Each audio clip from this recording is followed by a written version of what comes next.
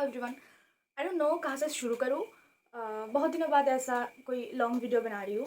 वैसे तो मैं बनाती हूँ नहीं, और इन सब कंट्रोवर्सी में मैं पढ़ना भी नहीं चाहती, क्योंकि लोग कोई भी सोशल मीडिया वीडियो या फिर कुछ भी, मैं पॉजिटिव इन्फ्लुएंस करने के लिए अगर कुछ पोस्ट करती हूँ तो लोग नेगेटिवली ले लेते हैं। नॉट ओनली मी, लोगों का काम ही है कुछ मिल जाए, कुछ क्लिप उठा लो, डार्क ह्यूमर बना लो, मीम्स बना लो, बना के पब्लिकली स्प्रेड कर लो। कुछ सीरियस चीज़ों को ना लोग सीरियस नहीं ले सकते।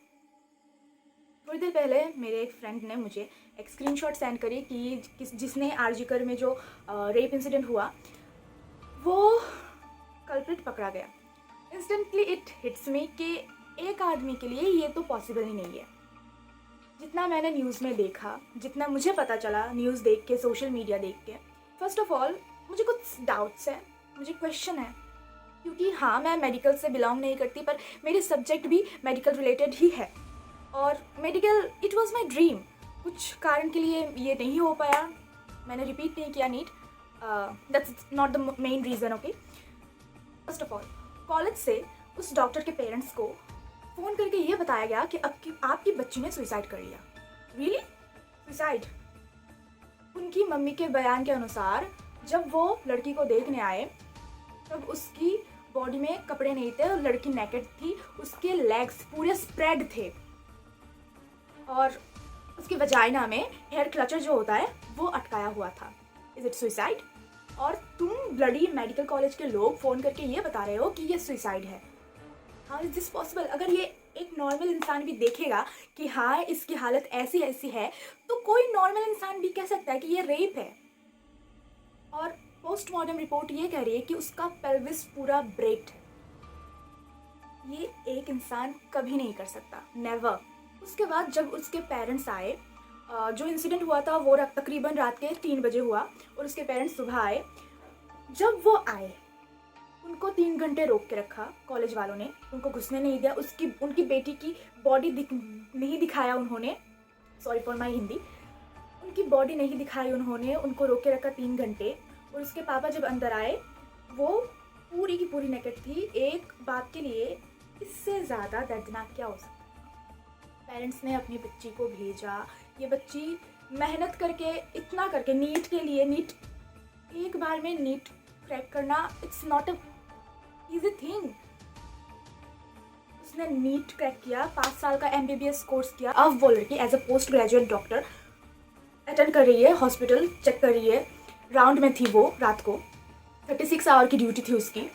और कॉलेज का प्रिंसिपल ये कह रहा है कि वो लड़की रात को सेमिनार हॉल में क्या कर रहा है।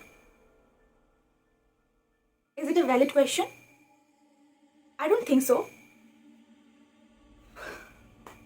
विदिन 24 आवर उस प्रिंसिपल ने कॉलेज से रिजाइन कर लिया। उसके बाद 2 दिन के अंदर बाजू के ही एक कॉलेज में उनको ले लिया गया एज अ प्रिंसिपल। ये मजाक चल रहा है? जिस रूम में ये इंसिडेंट हुआ, वो रूम तोड़ रहे हैं कॉलेज वाले रिनोवेशन के लिए। अभी याद आया रिनोवेशन करना? आई एम डैम श्योर ये कोई अंदर का होगा, मतलब हॉस्पिटल का ही होगा। ये मेरे ओपिनियन है, मैं किसी को ब्लेम नहीं कर रही है, एंड आई डोंट नो वहाँ क्या हो रहा है एग्जैक्टली। अभी याद आया तुम लोगों को रिनोवेशन करना, अभी याद आया एग्जैक्टली। ये सबूत मिटा रहे हैं और कुछ नहीं। अंदर का ही कोई है जिसने ये सब किया, और ये किसी एक इंसान के बस की बात नहीं है। और पोस्टमार्टम रिपोर्ट ये कह रहा है कि उसके वजाइना में जितने स्पर्म मिले, ये कभी भी एक इंसान अगर 2-3 बार भी इजैकुलेट करता है, तब भी एक इंसान इतना स्पर्म नहीं सिक्रेट करता। So obviously it's a gang rape. और अगर कोई भी लड़की को एक लड़का अगर ऐसे अप्रोच कर रहा है, ऐसे तुम्हारे साथ ज़बरदस्ती कर रहा है, एक लड़की चीखेगी, चिल्लाएगी, अपने आप को बचाने की पूरी कोशिश करेगी। एक लड़के के लिए इतना सब कुछ करना पॉसिबल नहीं है, ये नहीं कर सकता। और जब कल्प्रिट पकड़ा गया, कैसे पकड़ा गया? पुलिस कह रही है कि जो हुआ इंसिडेंट, वहाँ पे एक ब्लूटूथ ईयरफोन मिला। कह रहे हैं पुलिस कि CCTV में ये पकड़ा गया है। वो आया 2:30 बजे के आसपास हॉस्पिटल पे, बाहर से आया, पता नहीं क्यों उसने ये सब किया, सेमिनार हॉल में रेप किया। उसके बाद उसके पेल्विस फाड़ दी, पेल्विस तोड़ दिया उसने, उसको मार दिया, पूरे बॉडी पे बाइट के निशान है। फिर ये सब होने के बाद वो आदमी 5 बजे के आसपास वहाँ से चला गया और उसके गले में जो नेक बैंड होती है ना, वो वहाँ गिर गया और वो आदमी आराम से जाके घर पे सो रहा है। वाह, लॉजिक कहाँ है? लॉजिक कहाँ है? कॉलेज वाले ये कह रहे हैं कि ये केस सीबीआई को हैंड ओवर कर दिया गया। कहाँ है सीबीआई? लड़की जो थी, जो जूनियर स्टाफ और जूनियर एंड इंटर्न के साथ, जूनियर स्टूडेंट के साथ काम कर रही थी, उन जूनियर्स का बयान किधर है? मेरे लाइफ में भी बहुत ऐसे इंसिडेंट हुए हैं जो किसी को नहीं पता, मेरे माँ बाप को नहीं पता, मेरे करीबी दोस्तों को नहीं पता, मुझे पता है, सिर्फ मुझे पता है और मेरे फ़ोन को पता है। अगर मैं डिलीट नहीं करती हूँ तो फ़ोन चेक करवाओ, उसका फ़ोन कहाँ है? सबूत मिटाया जा रहा है, सबूत छुपाया जा रहा है, and it's a bitter truth. लड़के ये कमेंट करते हैं कि इसका रेप हुआ, इसकी ही गलती होगी, कपड़े ढंग के नहीं पहनते, रात को इतनी रात को क्यों घूमती है।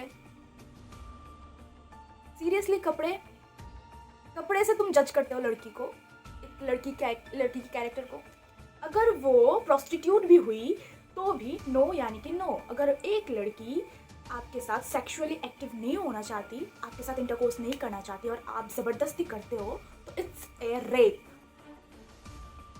आप अपनी पत्नी को भी उसकी इजाज़त के बिना सेक्सुअली हैरेस नहीं कर सकते, इट्स मैरिटल रेप। और कपड़ों की बात करते हैं, 9 महीने की बच्ची को रेप किया गया, वह कपड़े कहाँ आए? उसके बॉडी में था ही क्या? कपड़ों की बात करते हैं लोग। लड़कियों के कैरेक्टर में उंगली उठाना काफ़ी आसान है, पर लड़के ये नहीं समझते। मैं ये नहीं बता रही कि पर्टिकुलरली लड़कों की गलती होती है, लड़कियों की गलती होती है। मेन है हमारी प्रशासन, वो स्ट्रिक्ट नहीं है। आई मीन ऐसा होना चाहिए, ऐसा कोई सज़ा होनी चाहिए कि रेपिस्ट लोग जो होते हैं ना, वो एक्चुअली दिमागी तौर पर हिले हुए होते हैं, I guess, I don't know. वो ऐसा करते हैं क्योंकि उनको लगता है कि हम कर सकते हैं और हमें कुछ नहीं होगा, इसलिए वो करते हैं। ऐसा कोई स्ट्रिक्ट सज़ा होनी चाहिए कि ये सब करने से पहले लोग 2, 3, 4, 5, 6 बार सोचें कि नहीं, अगर मैं ये ऐसा करता हूँ तो मेरे साथ बहुत बुरा होगा, अगर मैं ऐसा करता हूँ तो शायद मैं मर जाऊँ या फिर मुझे कुछ स्ट्रिक्ट सज़ा मिले। ये डर होना चाहिए। डर ही नहीं है यार, ये करते हैं क्योंकि वो उनको पता है कि मैं करूँगा, 2 दिन जेल में खाऊंगा पीऊँगा फिर निकल जाऊँगा। It's that easy. और मैं ये सब पोस्ट कर रही हूँ, ये मेरे अंदर की भड़क है जो मैंने दबा के रखी है। मैंने अपने फ्रेंड्स के साथ बात की है, पर अंदर ही अंदर बात करने से क्या होता है? ये सोशल मीडिया है, ये अच्छी चीज़ों को भी प्रमोट करती है, बुरी चीज़ों को भी प्रमोट करती है। तो आई वॉन्ट कि ये चीज़ जितनी ज़्यादा हो सके आगे बढ़े। अगर मैं वहाँ होती तो ज़रूर मैं प्रोटेस्ट करती, पर मैं वहाँ नहीं हूँ। तो मैं इसीलिए ये चाहती हूँ कि इस वीडियो के थ्रू मैं उसको सपोर्ट करूँ, उस इंसिडेंट को। और जो हज़ारों लड़कियाँ हैं वो बाहर रहती है, घर से बाहर, इवन मैं घर के बाहर रहती हूँ, मैं अपने परिवार के साथ नहीं रहती। Even I was a victim, मेरे साथ बचपन में ऐसा हुआ है। It's not a rape, but तब मुझे पता भी नहीं था कि मेरे साथ क्या हो रहा है। It's the first time I am telling this on camera.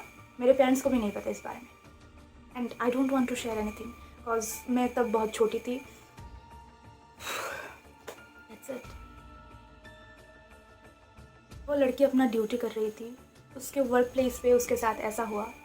रास्ते पे, गली पे, बस पे, रिक्शा पे, हमारे साथ भी ऐसा कभी भी हो सकता है, कहीं भी हो सकता है। 9 महीने के बच्चे के साथ हो रहा है, 40 साल की औरत के साथ हो रहा है, कभी कभी उन बच्चों के साथ भी हो रहा है जिनको पता भी नहीं है ये क्या हो रहा है उनके साथ। So I need justice for her, we all need justice for her.